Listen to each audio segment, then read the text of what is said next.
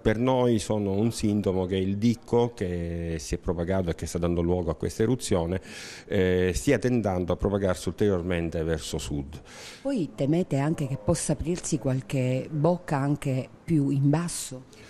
Al momento non lo possiamo escludere, proprio perché si verifica questa sismicità appunto più in basso, è una sismicità che è accompagnata anche da deboli deformazioni del suolo.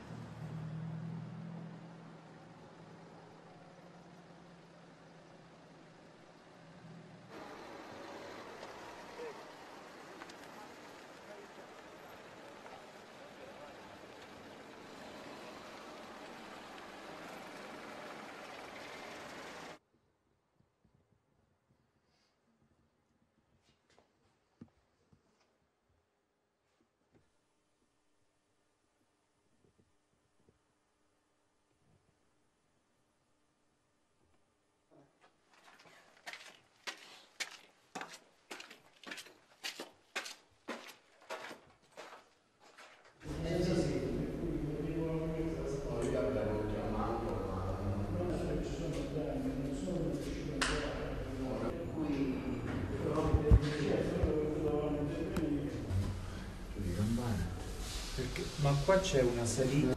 Perché è là. Praticamente si è abbattuto? Là, no.